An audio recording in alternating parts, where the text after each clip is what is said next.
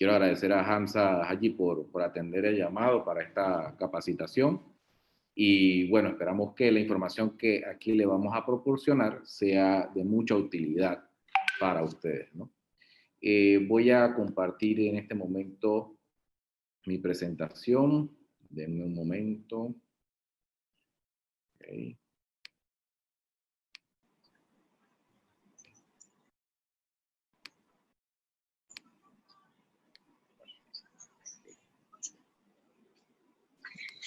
Hay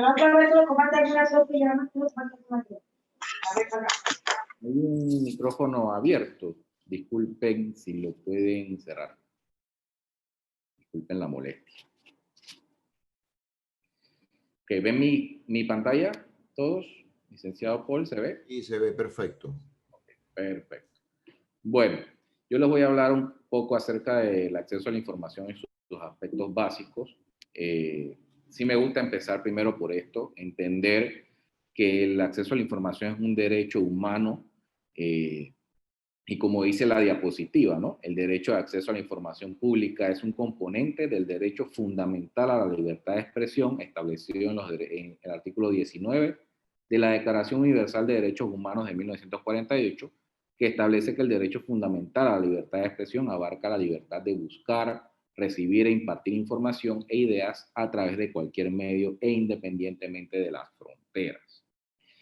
A mí me gusta siempre dar un ejemplo en temas de derecho de acceso a la información, de entender lo fundamental que es, y es que nosotros como humanos también tenemos el derecho a la salud y otros derechos, ¿no?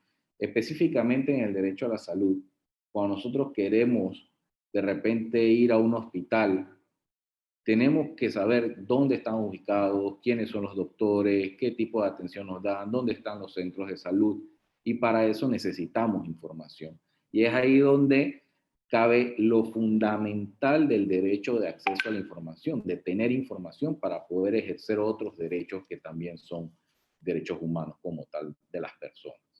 En Panamá, el derecho de acceso a la información está en la Constitución de la República de Panamá, en los artículos 41, 42 y 43, donde también entonces vemos lo fundamental de este derecho en nuestro país. Nosotros tenemos lo que es una legislación, que es el conjunto de leyes por las cuales se regula el derecho de acceso a la información, que ustedes las pueden encontrar también en la página web de ANTAI, en la sección de nosotros y en la legislación, y donde van a ver la ley 6 del 22 de enero del 2002, que como dice la diapositiva, dicta las normas de transparencia en la gestión pública, establece la acción de habeas data y dicta otras disposiciones. También van a encontrar el decreto ejecutivo número 246 del 15 de diciembre del 2004, por el cual se dicta el Código Uniforme de Ética de los Servidores Públicos, la ley número 15 del 2005, por la cual se aprueba la Convención de Naciones Unidas, la ley número 42 de 1998, específicamente la ley 33 del 25 de abril del 2013, que crea la Autoridad Nacional de Transparencia y Acceso a la Información, y los decretos ejecutivos número 511 del 24 de noviembre del 2017, que adopta la política pública de transparencia de datos abiertos de gobierno, que es el tema que nos va a estar hablando Hamza en un momento, y la resolución número DS 3513 del 2018, el 17 de enero del 2018, por la cual se desarrolla esta política pública de transparencia de los datos abiertos de gobierno, que adoptada mediante el decreto ejecutivo 511. También tenemos el marco legal aplicable, que es el que identifica o apunta una breve explicación de las principales disposiciones legales, en este caso la ley 33 del 25 de abril del 2013, como dice la diapositiva en su artículo 4, numeral 2, nos dice que ser organismo rector en materia de derecho de petición y acceso a la información pública, protección de datos personales, transparencia, ética y prevención contra la corrupción a nivel gubernamental. La Ley 6 de Transparencia de 2002, en su artículo 2, nos señala que toda persona tiene derecho a solicitar información sin necesidad de sustentar justificación o motivación alguna, la información de acceso público empodera un conocimiento de las instituciones indicadas en la presente ley. Dicho esto, ya vamos a entrar en materia de lo que quiero que tanto si están aquí funcionarios como personas, como ciudadanos, sepan un poco acerca de las solicitudes de información, de cómo aquí pueden ejercer su derecho de acceso a la información o su derecho de petición en Panamá. Y como primer punto serían las solicitudes de información, que es una forma de transparencia pasiva. Como dice en la diapositiva, la transparencia pasiva hace referencia a la obligación que tienen las instituciones del Estado de responder y entregar a los ciudadanos los documentos y la información generada en el proceso de gestión y administración del organismo.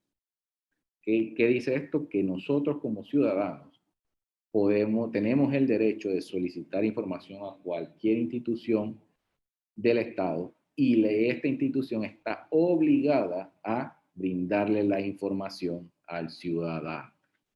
¿Cómo se ejerce este derecho de acceso a la información pública? A través de una solicitud o petición dirigida a la institución de interés. Es muy importante que ustedes, mediante una nota, hagan la solicitud de información a cualquier institución que ustedes desean y la información que ustedes desean. Y que obviamente cuando la llevan, la institución le ponga un recibido a esa nota que ustedes le están llevando solicitando información. ¿Por qué? Ahorita les voy a decir. En el punto 2, las solicitudes deberán contener lo siguiente, muy importante: el nombre del solicitante, su número de cédula, identidad personal, la dirección residencial de la oficina, su número telefónico donde pueda ser localizado. Tratándose de personas jurídicas, deberán detallarse los datos de inscripción y los datos personales de su representante legal.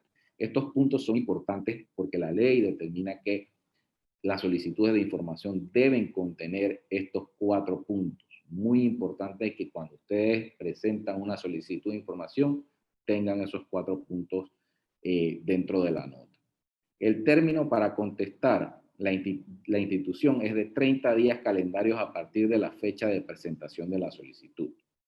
Una vez ustedes llevan su solicitud a la institución, ellos van a aceptar la solicitud, se la van a pasar al departamento correspondiente y todo ese proceso tienen que dar la respuesta o crear la respuesta en menos de 30 días calendarios y entregársela al solicitante. La única manera en que la institución no conteste dentro de los 30 días calendarios es porque la información solicitada es compleja o extensa. Igualmente tendrá 30 días para contestar la información solicitada.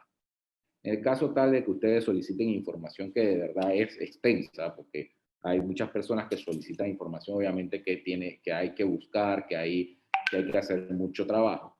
En ese caso, la institución a ustedes les puede decir o les puede pedir una prórroga de 30 días, ya de que la información es compleja o extensa. Pero esta prórroga se la debe pedir en el periodo o dentro del periodo de los primeros 30 días. Si la institución no responde a la persona, esta podrá ir a la ANTAI y presentar un reclamo por incumplimiento al derecho de acceso a la información, acompañado con la solicitud presentada previamente como muestra que no recibió respuesta. Es aquí lo importante de que en el primer punto, cuando haces la solicitud, pidas tu sello de recibido, porque cuando ya pasan los 30 días y se vence el término y no te da respuesta a una institución, tú puedes venir acá a la ANTAI con tu solicitud y esa solicitud debe tener un sello de recibido y aquí tú presentas entonces tu solicitud previa, la que le hiciste a la institución, y vas a presentar también una nota reclamando el derecho de acceso a la información o derecho de petición, según sea, de que no te han dado respuesta en el término de los 30 días. Y luego entonces la ANTAI, como dice el último punto, procederá a abrir un expediente y remitir una nota de reclamo a la institución respectiva solicitando contestar la información solicitada por el solicitante. Ahí entonces ya nosotros agarramos este reclamo que tú haces junto con la solicitud que hiciste previamente a la institución y creamos el expediente, le enviamos una nota a la institución correspondiente y ahí entonces empieza el proceso para obtener la respuesta también antes de 30 días. Otra forma de acceso a la información que tiene el ciudadano es el monitoreo de la sección de transparencia de las páginas web que realiza la ANTAI, que es una forma de transparencia activa. Por ley, todas las instituciones deben publicar cierta información. Y como dice la diapositiva, es la obligación que tienen los organismos públicos o instituciones de entregar cierta información de relevancia periódicamente en la página web. En atención al principio de publicidad, las instituciones del Estado están obligadas a tener disponible en forma impresa en sus respectivos sitios en Internet y a publicar periódicamente información actualizada respecto de los temas, documentos y políticas para conocer más cómo están organizados. Es una obligación que tienen todas las instituciones de publicar entonces información en la sección de transparencia. ¿Cuáles son los puntos solicitados? Los puntos solicitados en monitoreo de transparencia son los siguientes: reglamento interno, políticas institucionales, plan estratégico, manual de procedimiento, organigrama, seguimiento de documentos, descripción de formularios, reglas de procedimiento. Estos puntos 9 que ven ahí, del 9.1 al 9.8, son mucha información de la organización de la institución. En los puntos 10, 10.3, 10.4, 10.5, se solicita ya, bueno, 10.2, estructura y ejecución presupuestaria, estadísticas, programas desarrollados, actos públicos, contrataciones públicas. Y los puntos 11 son sobre la contratación de funcionarios, designación de funcionarios, planillas, gastos de representación, viajes, viáticos. Y los puntos 26, que ya hablamos de las solicitudes de información que se presentan ante la institución, el número de solicitudes que se resuelven y que son negadas, y los actos sometidos a participación ciudadana. El punto 27 es el código de ética que debe tener todas las instituciones, y en el 0.1 son otras informaciones que la institución quiera publicar y dar a conocer. Okay. Toda esta información debe estar pública en la sección de transparencia de las instituciones. ¿Cómo se realiza el monitoreo? Para que tomen en cuenta. Nosotros en ANTAI monitoreamos 192 instituciones. Estas 192 instituciones, 193, disculpen, 112 son instituciones y 81 son municipios. Entonces, nosotros le damos a las instituciones, bueno, la ley le da a la institución los primeros 15 días para poder publicar esta información del mes anterior. En el caso de este mes, de noviembre, del primero al 15, haber publicado en su página web la información del mes de octubre. Y del 16 al 30, nosotros acá en ANTAI monitoreamos entonces todas las 193 instituciones, entramos a su sección de transparencia, vamos punto por punto revisando que la información esté publicada. Y se publica entonces el monitoreo en los primeros 5 días del mes de diciembre, se publica la información de octubre.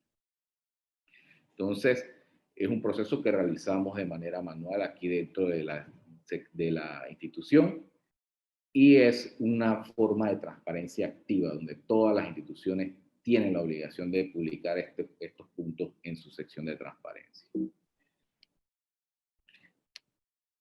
En la ley 6 de transparencia, ustedes van a poder encontrar también límites sobre el derecho. Está en el artículo 13 la información confidencial. En el caso de que la información, que nos dice que en el caso de que la información de carácter confidencial sea parte de procesos judiciales, las autoridades competentes tomarán las provisiones debidas para que dicha información se mantenga reservada y tenga acceso a ella únicamente las partes involucradas en el proceso judicial respectivo. Y la información de carácter restringido que aparece en el artículo 14, que nos dice que la información definida por esta ley como acceso restringido no se podrá divulgar por un periodo de 10 años contado a partir de su clasificación como tal, salvo que antes del cumplimiento del periodo de restricción dejen de existir las razones que justifican su acceso restringido. Y ahí les puedo dar ejemplos, bueno, lo que dice la ley sobre la información de carácter restringido, ¿no? La información relativa a la seguridad nacional manejada por los estamentos de seguridad, los secretos comerciales o la información comercial de carácter confidencial obtenidos por el Estado producto de la regulación de actividades económicas. Está la información sobre existencia de yacimientos minerales y petrolíferos, las memorias, notas, correspondencias y los documentos relacionados con negociaciones diplomáticas, comerciales o internacionales de cualquier índole, los documentos, archivos y transcripciones que naciones amigas proporcionen al país en investigaciones penales, policivas o de otra naturaleza, y así otros puntos más que pueden encontrar en el artículo 14 de la Ley 6 de Transparencia. Entonces, también es importante que sepan que todas las instituciones tienen una figura o deben tener una figura que se llama oficial de información, que el resumen de tareas del oficial de información es realizar trabajos que implican dictar normas para la transparencia en la gestión pública, el cumplimiento del código de ética del servidor público, a través de la formulación, ejecución de planes, propuestas, herramientas, mecanismos, controles y procedimientos para prevenir y combatir la corrupción. Okay. El oficial de información es una figura que en la ley 33 que crea la ANTAI nos dice que la autoridad coordinará con las instituciones del Estado la implementación de la unidad de enlace, cuyo titular se denominará oficial de información y le corresponderá a cada institución la designación de este. Entonces, es un enlace que tiene la ANTAI para poder coordinar todo lo que tiene que ver con transparencia y acceso a la información. Y también ustedes pueden encontrar el listado de oficiales de información dentro de nuestra página web en la sección de transparencia, a los cuales también ustedes pueden escribirles si necesitan solicitar algún tipo de información. Entonces, hasta aquí sería mi presentación el día de hoy. Espero que les haya funcionado o les sirva la información que les he proporcionado el día de hoy para que puedan entonces ejercer su derecho de acceso a la información y en el caso de que sea algún tipo de servidor público, entender la obligación que tenemos todos los servidores públicos de la transparencia, la rendición de cuentas ante los ciudadanos de este país. Entonces los dejo sin más con la presentación del licenciado Hamza, del ingeniero Hamza Haji, para que pueda entonces explicarle mucho más acerca de los datos abiertos, que sería una forma de transparencia tanto activa como proactiva en Panamá.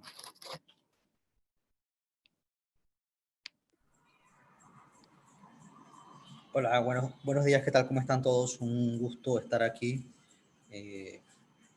Mi nombre es Hamza Haji, soy el director de proyecto del Trust for the Americas.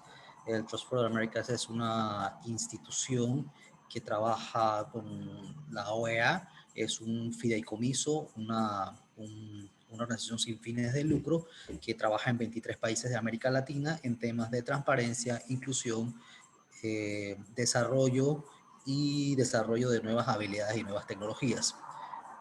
Y lo que estamos haciendo aquí en Panamá prácticamente en los últimos 2 años es impulsar la agenda del gobierno abierto, la agenda de los datos abiertos desde diferentes aristas. Una de las aristas es obviamente la apertura gubernamental, que es la que voy a especificar o voy a hablar un poquito más ahorita. También estamos trabajando en el área de la educación, la área de sensibilización sobre lo que es el gobierno abierto y los datos abiertos.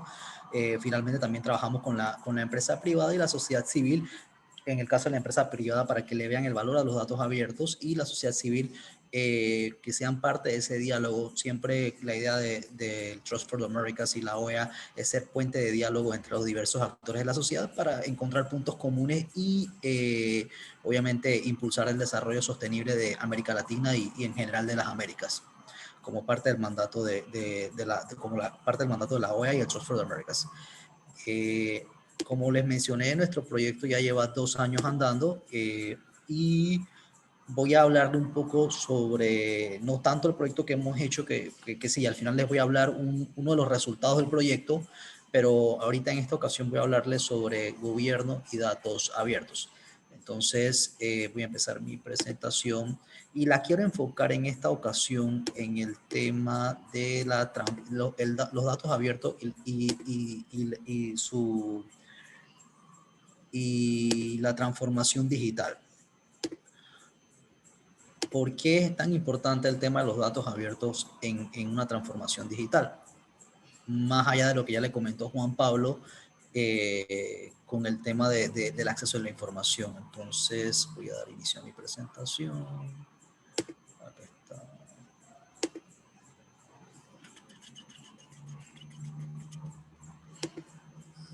Ok. El día de hoy yo les hablaré sobre datos abiertos y transformación digital. Primero que todo, veamos, antes de entrar al tema de los datos, quiero entrar al tema del gobierno abierto. ¿Qué es el gobierno abierto? ¿Qué significa el gobierno abierto? El gobierno abierto es un paradigma de relacionamiento entre diferentes instituciones públicas con la ciudadanía a través de acceso a información, transparencia, rendición de cuentas, participación ciudadana y datos abiertos. Los datos abiertos son un componente del gobierno abierto. El gobierno abierto es un ecosistema que más adelante le estaremos hablando o le estaré explicando sin entrar en detalle. Esto es una forma de entender la participación ciudadana en la toma de decisiones y entender, por ejemplo, a través de la parte del servicio público, cuáles son las necesidades reales del ciudadano. Al final de cuentas, a quien nos debemos en todo caso es hacia el ciudadano, al que en un momento dado nos da un voto de confianza para administrar las instituciones del Estado y a partir de sus necesidades y sus necesidades y sus objetivos es donde va dirigido un poco el tema de gobierno abierto. Para hacer un poco de historia, gobierno abierto inicia realmente en los años 90, a principios de los años 2000, y fue una idea que tuvo, más bien, fue una idea que tuvo parte del equipo del presidente Obama y parte del equipo de en ese entonces la presidenta Dilma Rousseff de Brasil, donde entendieron que tenían muchísima información y muchísimo dato a nivel federal, a nivel estatal y a nivel de gobiernos locales. Entonces, la idea era aprovechar todos estos datos, aperturarlo. En un principio era por un tema de transparencia, pero luego con el tiempo entendieron que había un valor intrínseco en esa apertura de los datos. Se podían generar nuevas innovaciones, se podrían mejorar servicios y más allá de transparentar. Entonces, se crearon ciertos mecanismos como la organización, el OGP, que es la organización de gobierno abierto. En español sería la AGA, ¿cómo sería, Juan Pablo, si me dices cómo es en español la AGA? Alianza, Alianza Alianza del Gobierno Gobierno Abierto. Abierto, sí. La costumbre tanto decirlo en inglés. La Alianza del Gobierno Abierto. Entonces, en esa Alianza del Gobierno Abierto empiezan 5 o 6 países, máximo 5 o 6 países, por ejemplo, en Latinoamérica, México, creo que Argentina, Brasil, obviamente, Canadá, Estados Unidos, ciertos países de Europa, Inglaterra y demás. Y poco a poco se fue expandiendo y se fue ampliando. Panamá es parte de la Alianza de Gobierno Abierto. Y como muestra ello, Panamá cada 2 años tiene que hacer un plan de acción sobre gobierno abierto en el que participan las instituciones, en el que participa la sociedad civil, en el que participa la academia. Y entonces, a través de este espacio de diálogo, si bien no siempre se logran los objetivos que desea una u otra parte, pero siempre son avances. Entonces, la idea siempre es avanzar hacia la apertura de la información, avanzar hacia la mejora de los servicios públicos. Y le pongo un ejemplo muy sencillo. Creo que el año pasado, creo que uno de las mesas era con respecto al tema de la calidad de agua. Entonces, ahí obviamente mucha gente, había obviamente un grupo de expertos en agua, un grupo de expertos ambientales, se sentaron las autoridades y trataron de generar compromisos. Entonces, esos compromisos son de ambas partes, tanto de la ciudadanía, de la academia, de la sociedad civil, como del gobierno. Entonces, y así es donde se están tratando de crear los espacios de diálogo, de participación y democracia. Voy a hablarle un poquito que ya yo creo que Juan Pablo se lo tocó, y es un tema de derechos humanos. El acceso a la información de por sí, ya está consagrada en la Carta Internacional de los Derechos Humanos, que viene desde los años 50 en la Carta de Ginebra. Entonces, a veces nosotros los ciudadanos no conocemos nuestros derechos y el Estado, por alguna otra razón, decide omitir ciertos derechos, pero sí, el acceso a la información es un derecho humano universal de todas las personas que viven en un Estado y está consagrada en la Carta de Derechos Humanos de las Naciones Unidas, del cual Panamá es signatario. En otras palabras, Panamá está obligado ante los ciudadanos a aperturar la información. Fuera de ello, está incluso en nuestra Carta Magna en el artículo 43 de la Constitución Nacional. O sea, ya está incluso a nivel constitucional, lo cual nos dice lo cual nos explica y nos enseña que acá hay dos cosas. Una, que realmente no conocemos nuestra constitución. Dos, incluso las personas que están en el Estado a veces no conocen nuestras constituciones. Y parte de todo esto es un tema de educación y cultura. Luego de eso, en el año 2002, se refuerza el concepto que ya está a nivel constitucional, que ya está incluso a nivel como Panamá signatario ante Naciones Unidas, la Ley C de Transparencia y Acceso a Información Pública, o mejor conocida como la Habeas Data. Y finalmente, el año 2017 se reglamenta la política pública de datos abiertos a través del decreto 511. Entonces, este es el marco legal donde estamos parados nosotros para decir que ya no es un tema de que si quiero o no quiero, es un tema que debo, que son dos cosas, son conceptos diferentes. Ahora bien, Juan Pablo le explicó o le habló un poco del tema de la transparencia pasiva y la transparencia proactiva. No voy a entrar mucho en detalle en esta parte, pero por ejemplo, la transparencia pasiva, aquellos que son funcionarios y que, por ejemplo, conocen la página de transparencia, son las obligaciones que tienen ustedes de poner información en el nodo de transparencia. Eso es transparencia pasiva. En el caso de la transparencia proactiva es tener un portal de datos abiertos, por ejemplo, no sé, creo que la Caja del Seguro Social tiene un portal de datos abiertos y poner información más allá de lo que me pida la ley de transparencia o la ley o el nodo de transparencia. En el caso de la Caja de Seguro Social hay información muchísimo más valiosa, más allá del tema de las planillas, que es un tema muchas veces de morbo y demás, pero existe información muy valiosa, como por ejemplo cuántos centros de atención hay, dónde están los centros de atención. Entonces, más adelante vamos a ver todo ese tema de la información y la data y cómo puede ayudar a una transformación digital del Estado. Ahora, veamos qué son los datos abiertos. Los datos abiertos son un conjunto de datos públicos relevantes que se disponen en portales digitales sin código y que incentivan el uso y reuso para la gobernanza. En otras palabras, hay cierta información, y creo que esto yo hace un par de años, estoy un poquito perdido en el tema, pero hace un par de años sí descubrí que mucha de la información que ponían, por ejemplo, el portal de datos abiertos del gobierno, era utilizado por los mismos funcionarios que necesitaban información transversal.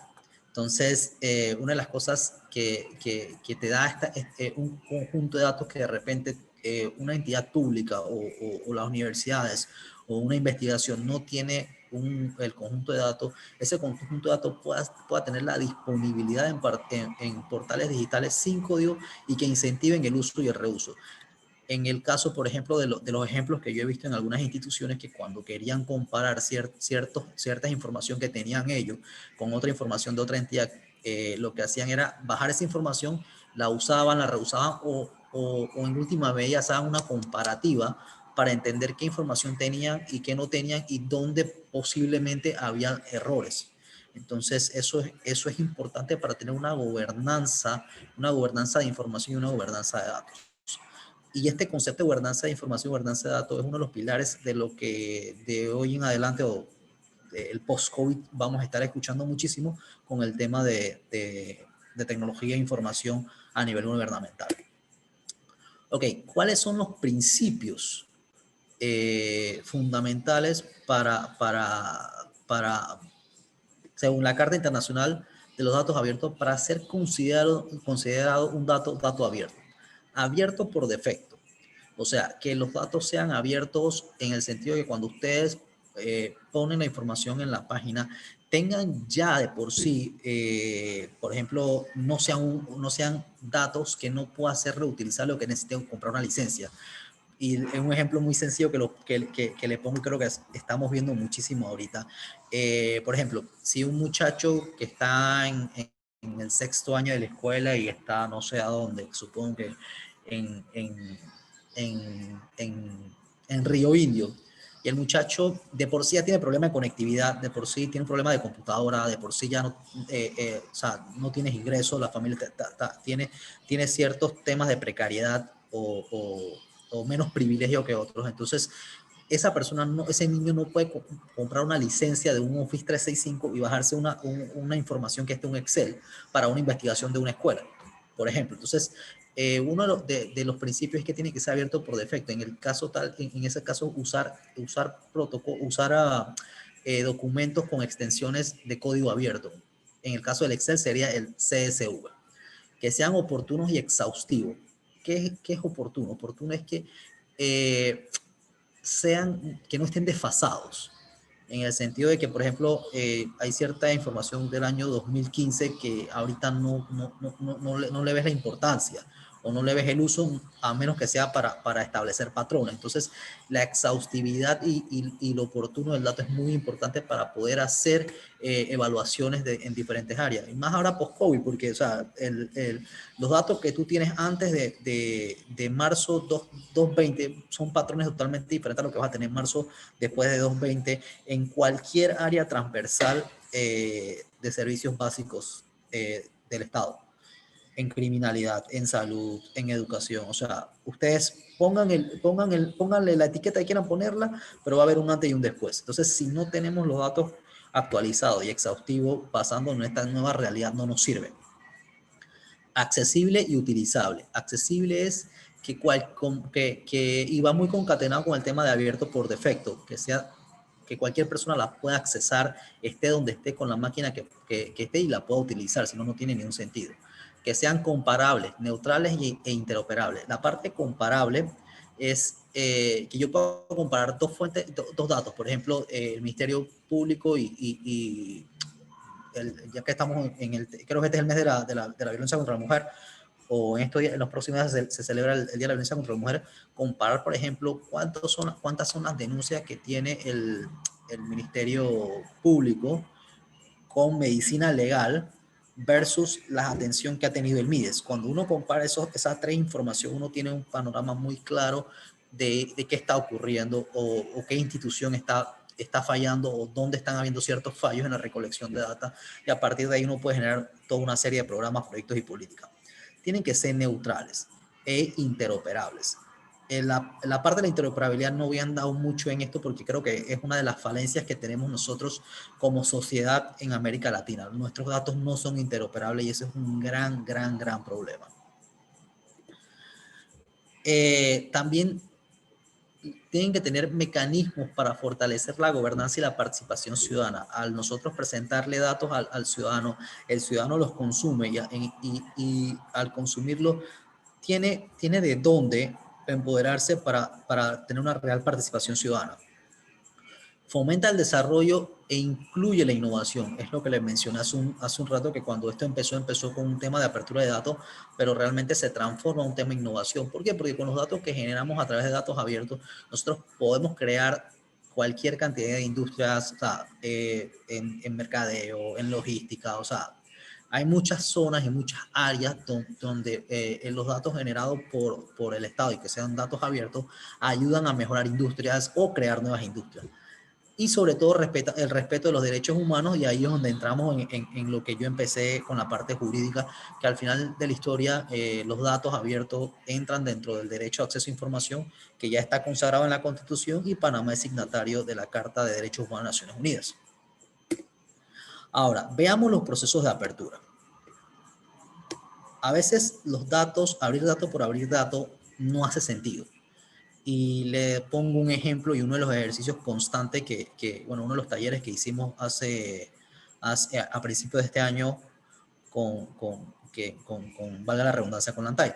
Con Lantay hicimos un taller y en ese taller nosotros descubrimos que una región específica del país, en una población específica, los datos que a ellos más les interesaban eran los datos con respecto al acceso a la discapacidad.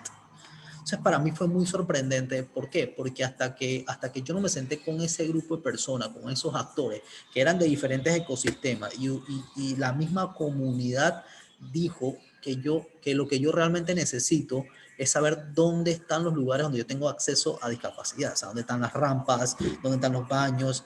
Eh, y obviamente en ese momento tú dices, no hace sentido, pero cuando entonces te vas a la parte demográfica de esa región en particular, tú entiendes que demográficamente hablando ellos tienen un rango de edad X.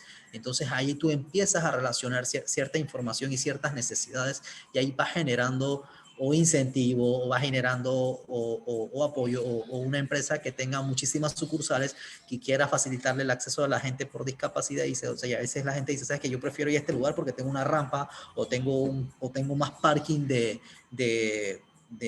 personas con problemas de discapacidad que en otros lugares donde no tenga esas facilidades. Entonces, eso es importante, identificar la demanda con consulta de todo el ecosistema, porque realmente no me hace nada yo estando desde una burbuja o estando en una oficina dentro del Estado y pensando esto es lo que la gente necesita, esto es lo que la gente quiere, cuando realmente yo no sé lo que la gente quiere. Entonces, si no pregunto, nunca sabré. Y si puedo estar dando datos, yo digo, si estoy haciendo mi trabajo, estoy entregando datos, pues realmente no son datos útiles. Y al no ser datos útiles, estás gastando tiempo y recursos que puedas eficientar en otras áreas que sí realmente se requieren. El estado de la información. ¿Cómo está la información? ¿En qué estado está? ¿Cómo están organizadas? ¿Cuáles son las variables que hay? ¿Cuáles son las variables que no existen? Entonces, esto también hay que revisarlo antes de aperturar la información. Una priorización de los conjuntos de datos a liberar, como le expliqué en la analogía anterior con el tema de la discapacidad en este pueblo o en esta región del país, hay que tener una priorización de los conjuntos de datos a liberar. ¿Y por qué? ¿Por qué priorización? Porque al final de la historia, liberar datos consume tiempo de la persona, consume recursos de un presupuesto, consume recursos de tecnología a nivel de espacio en web y disco, y hay que priorizar los datos que uno necesita realmente liberar. Y finalmente, la limpieza de los conjuntos de datos. ¿Qué tan limpios están? ¿Qué tan limpios no están? Y les doy una anécdota, que esta anécdota siempre la cuento. Hace un par de años me tocó renovar mi cédula y yo por molestar, como siempre, formé mi fila y veo que, como yo soy ingeniero, de hecho, y veo muchos temas de procesos en mi cabeza, siempre anda pensando en cómo mejorar procesos y demás. Entonces estaba formando fila y apuntaba a los errores que cometía el tribunal electoral o donde podía haber fallas, donde podía haber mejoras. Eh, Más allá de las 5 horas que me formé en la fila y más allá de las miles de ideas que tenía en mi cabeza en ese momento, fue el momento de cuando yo tenía que dar mi dirección, mi información para captar la información de los datos. O sea, la persona que capta la información de los datos o la persona que estaba al frente no pone bien mi dirección. O sea, yo le dije, yo vivo en calle XYZ, en corregimiento Pedro Pablo, etcétera, etcétera. Entonces, cuando la señora capta mi información, la capta mal, y cuando yo recibo la información, obviamente yo me doy cuenta en el registro que está mal. O sea, no me puse a corregirlo, pero sí lo dejé como a manera de prueba para mí, que un error en una de dedo te puede cambiar todo un sistema. Hay una máxima en informática y en ingeniería que dice, si le pones basura, sale basura. Entonces, por eso es que es importante el tema de la limpieza de los conjuntos de datos y qué tan depurados están a la hora de presentarse. Aparte que le ahorran cualquier cantidad de trabajo a las personas que se recibe la información. 5. El análisis de la confidencialidad de la información cuando por disposición contenida en la ley especial sea considerada como información no pública. Entonces, Juan Pablo le habló en la primera parte sobre hay ciertas entidades y cierta información que son confidenciales. De hecho, están establecidas en reglamentos y leyes y obviamente al ser considerada confidencial tienen que tener un tipo de tratamiento y de disposición especial. El ejemplo clásico que el que más nosotros podemos conocer e interpretar es, por ejemplo, la información de nuestro expediente clínico. Hay cierta información que es confidencialísima. Sin embargo, hay otra información, por ejemplo, el rango, o sea, sí, el rango de edad, la dolencia, etcétera, etcétera. Esa información de repente puede ser útil para entender, por ejemplo, qué está pasando si en 10 años voy a tener un aumento de diabetes en un rango del tipo 1. ¿Por qué es ese rango de diabetes? ¿Por qué en esta época? ¿Qué está cambiando? Y a partir de ahí yo puedo decir, ¿sabes? Que yo tengo que ayudar a una campaña de educación. Creo que el gobierno anterior tenía una campaña muy buena sobre la hipertensión y sobre el tema de la sal y el de la dieta. Creo que el último año del gobierno anterior, pero eso no salió porque al ministro se le ocurrió sacarlo o al ministro dijo, sabes que esto está muy bonito y vamos a hacerlo. Ellos hicieron un análisis de información sobre la cantidad de enfermedades que estaban habiendo coronarias y las causas y consecuencias que están ligadas con la diabetes. Y se dieron de cuenta que la única forma es, sale más caro corregir que prevenir. Entonces, una de las formas más baratas, aunque a corto plazo es un poco caro, es la parte de la concientización a través de campañas, etcétera, etcétera.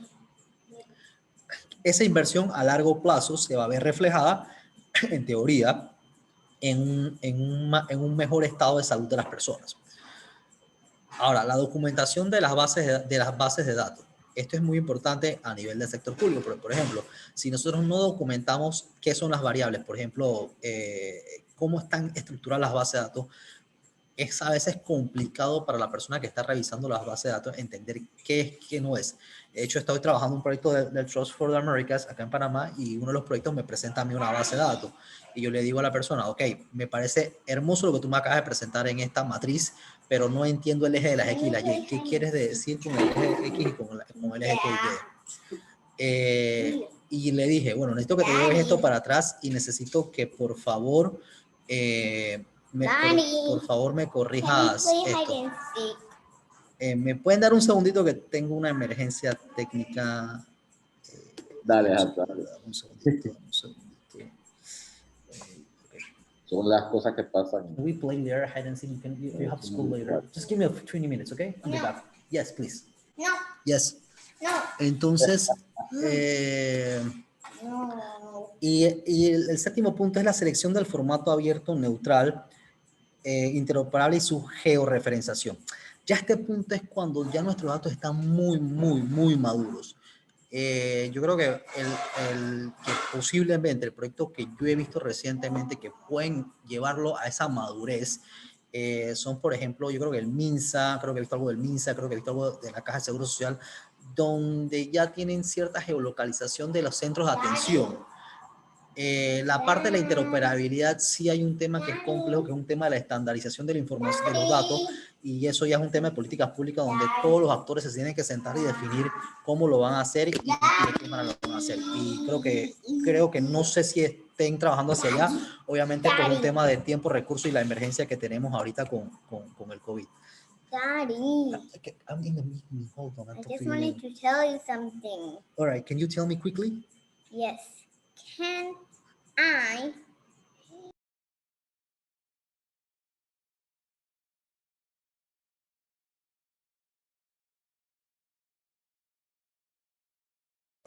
Ahora sí.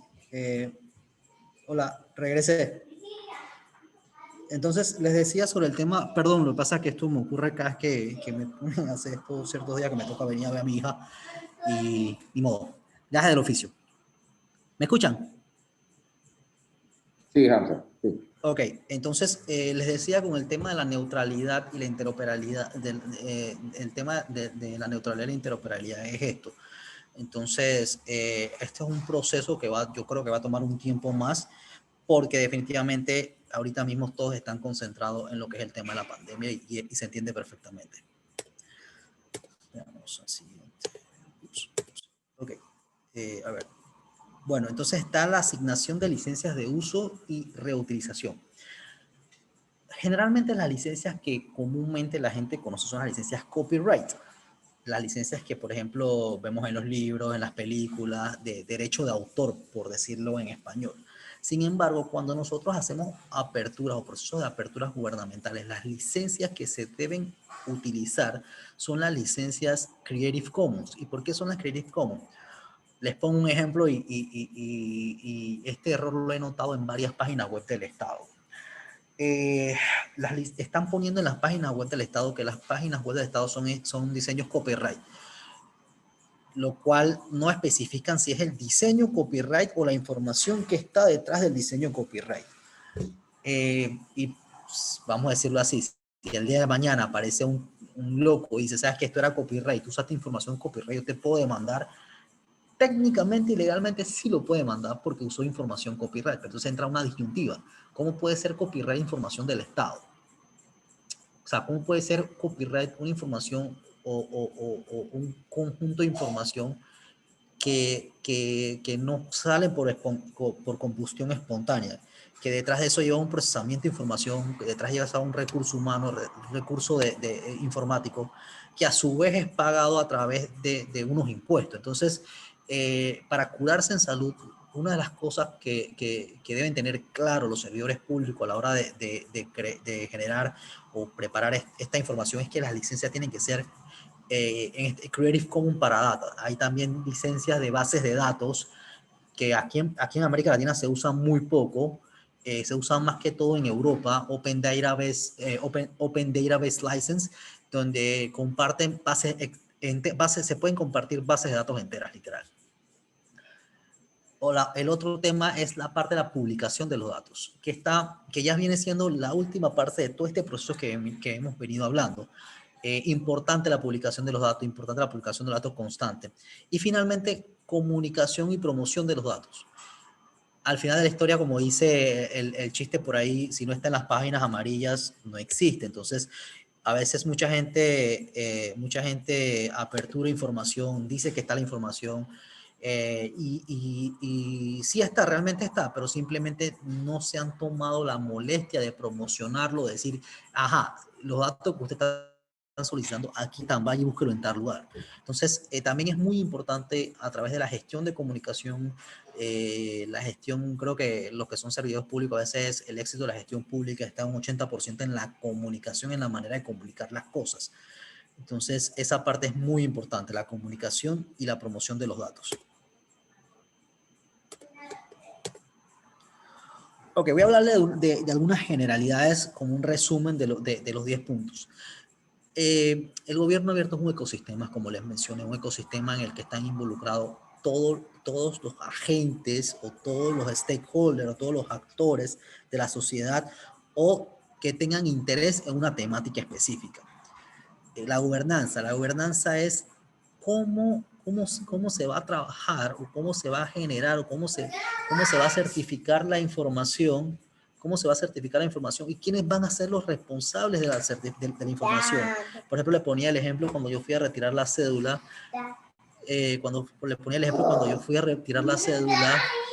que el primer punto de error fue la recopilación de la información de la señora. Entonces, hay un tema de gobernanza que ella es la responsable de ese error. Entonces, esos son procesos que se deben mapear por instituciones.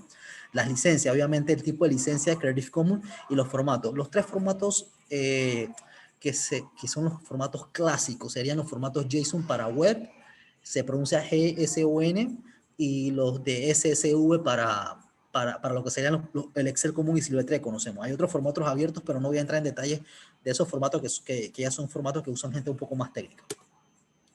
Ahora, veamos cómo se ve un dato abierto.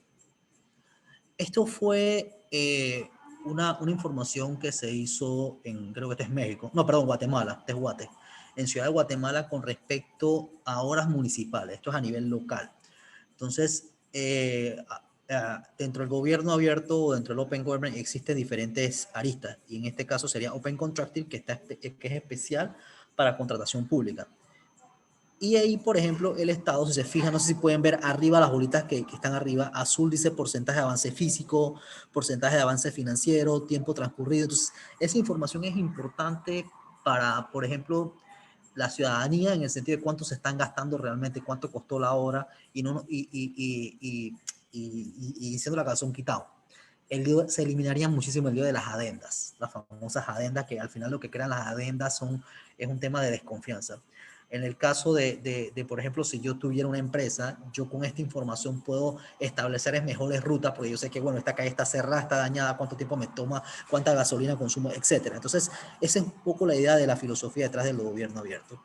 Transparentar por un lado, mejorar el proceso por otro lado y a través, entonces, hacer innovación por otro. Esto es en Argentina, con el tema de los medicamentos. ¿Cómo se hizo la licitación pública de los medicamentos sobre VIH? Me parece que el tema de los medicamentos es un tema transversal en todos nuestros países. Entonces, esta es una manera de generar confianza en el sistema. Entonces, al final de la historia, entre más tú ocultes, menos confianza vas a tener, y entre más apertura, tengas más apertura a la información, obviamente sabiendo qué información vas a aperturar y qué información no vas a aperturar, entonces tú generas esa confianza en el ciudadano. Y a veces esta construcción de confianza te ayuda a males mayores más adelante. Invertir a veces en esto te ayuda, te da paz mental, paz social, y te ayuda el día de mañana a tener aliados con los que quieras generar o mover agendas. Estas contrataciones abiertas de nuevo de Ciudad de México, esto es a nivel de dependencias municipales, los montos en millones de pesos mexicanos, el tipo de procedimiento y las dependencias donde se trabajaron. Esto es Costa Rica, sobre cómo se está trabajando el tema de la distribución y compras del Instituto de Compras de ellos, de Empresas Eléctricas, perdón, creo que es.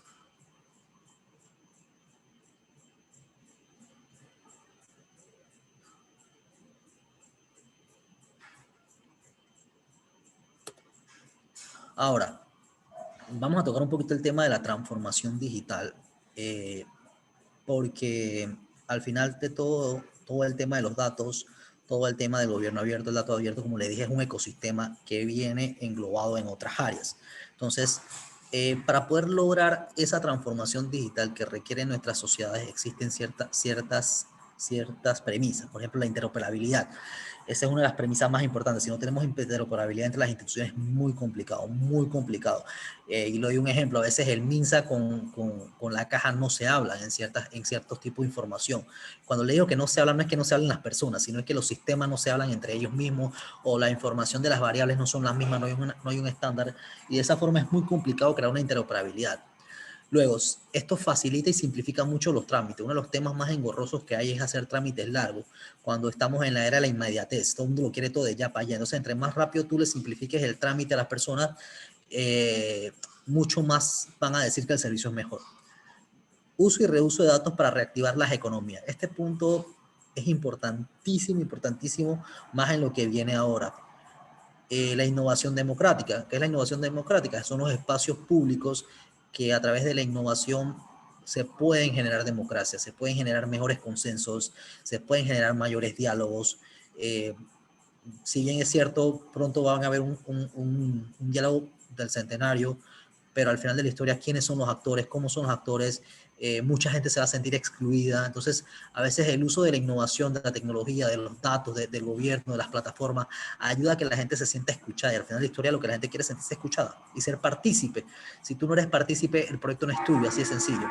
La protección de los datos personales, este es un tema muy complejo, muy delicado, que cada día lo vamos a empezar a escuchar un poco más, y es todo un tema aparte que hay que tomar en cuenta. Finalmente, esta siempre ha sido mi premisa: más datos, más participación, más democracia. Creo que desde el contexto en el que trabajo en el Trust for America y en lo que estamos haciendo con Lantay y con el Estado en general, es la premisa: más datos, más participación, más democracia. Ahora bien, quiero concluir la presentación mostrándoles dos cosas. No sé si pueden ver mi pantalla ahorita en este momento. Hola, ¿me escuchan? Hola, ¿me escuchan? Sí. Hola, hola. Sí, ¿pueden ver mi pantalla? Sí, correcto. ¿Qué están viendo? Solamente para Ahorita el PowerPoint. PowerPoint. Ok, déjenme structuring. Dejar de compartir, que les quiero mostrar algo para que vean en la práctica lo que se puede hacer con el gobierno, con los datos. Share screen. Está acá. está. Sure. Ok, esto es un proyecto que nosotros llevamos adelante junto al Trust for America y la ANTAI y la Autoridad de Innovación Gubernamental, junto a la Embajada de los Estados Unidos de América. Y son uno de estos proyectos que utilizan datos para la sostenibilidad, que está muy ligado a los objetivos de desarrollo sostenible, dicho sea de paso, y también verle un poco la importancia práctica a toda la teoría que hemos hablado.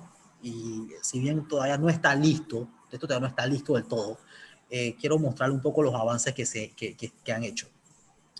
El proyecto que nos presentaron fue en comunidades indígenas, y el objetivo de esto era visualizar un poco el tema de las oportunidades de los pueblos originarios de las comarcas en el sentido de acceso a información sobre educación. En una investigación que se hizo, una de las cosas que estaban ocurriendo en los últimos años es que las becas se estaban perdiendo en esas comunidades. Y ellos le pusieron becas universales. Yo a las becas universales yo no le llamaría becas. Yo les llamaría, creo que es más que todo transferencia de dinero para que las personas de escasos recursos, los niños que tengan o los padres de escasos recursos puedan evitar la deserción escolar. Entonces partamos de ese hecho técnico, aunque con marketing es beca universal.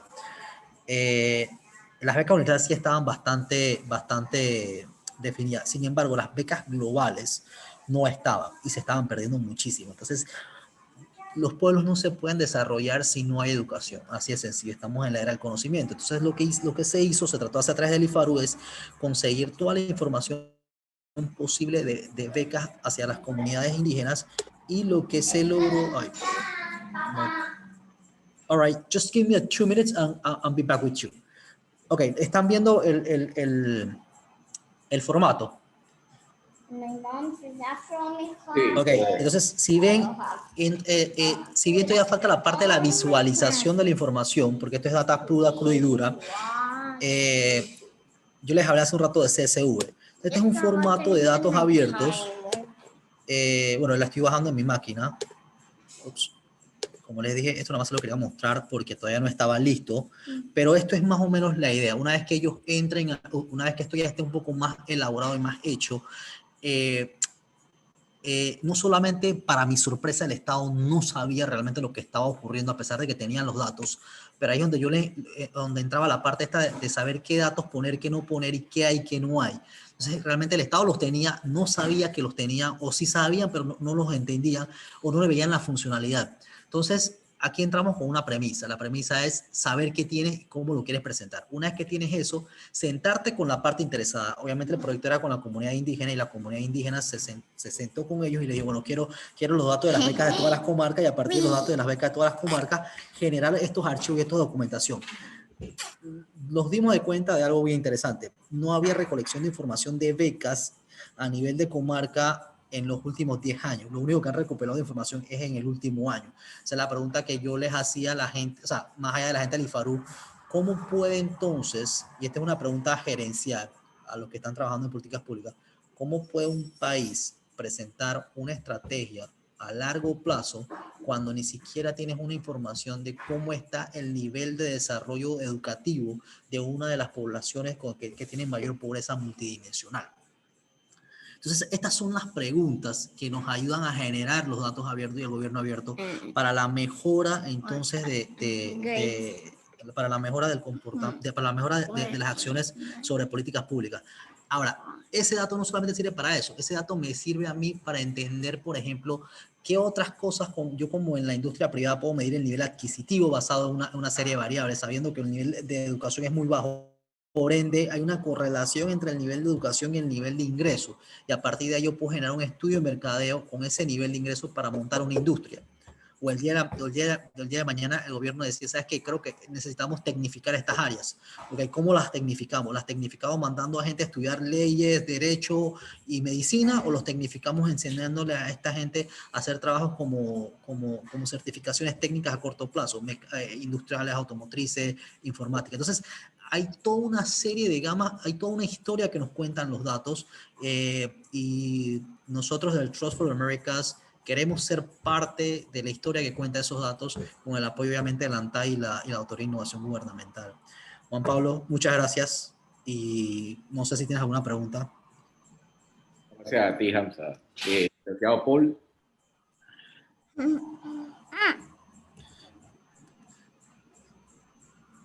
Y dame un segundo. ¿Cómo estás? Que en los chats yo he visto, Juan Pablo, que ha estado revisando. ¿Hay alguna pregunta que esté pendiente por contestar? Creo que no ha habido. Ok.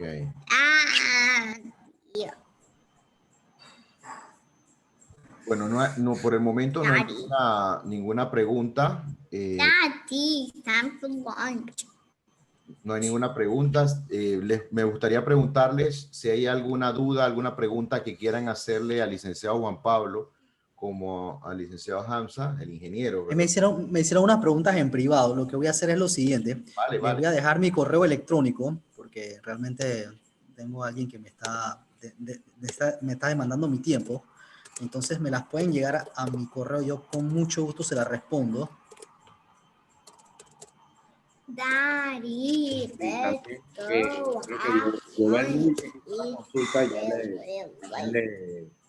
Le dije que estamos a disposición. Igual les voy a dejar mi correo por si quieren algún tipo de información más específica, alguna pregunta más privada, como quieran, lo que deseen sobre el tema de acceso a información o datos abiertos, con mucho gusto. Estamos a su disposición. Quiero agradecer nuevamente a Hamza por el tiempo. Muy importante la información que nos brindó. También invitarlos a que visiten el portal de datos abiertos de Panamá, que es datosabiertos.gov.pa. También se lo voy a poner ahí para que lo puedan visitar cuando deseen. Y de ahí pueden ver las temáticas de diferentes datos que se publican, y también pueden escribir si necesitan algún tipo de dato en específico para poder ayudarlos a que la institución que lo maneja pueda publicar. No sé si hay algo más, licenciado Paul, que podamos ayudar. Bueno, quiero agradecerle a todos por su participación el día de hoy, invitándolos a que sean partícipes de todos los programas que estaremos realizando las próximas semanas y en el mes de diciembre también. Mañana tendremos un programa de transparencia, el sentido existencial, valor y ética a las 11 de la mañana. Es abierto para todos los que quieran participar. Le doy las gracias a Hamza por su participación y a ti, Juan Pablo, y a cada uno de ustedes por estar el día de hoy. En nombre de la Autoridad Nacional de Transparencia y Acceso a la Información, nos despedimos de todos ustedes y muchas gracias y nos esperamos ver muy pronto.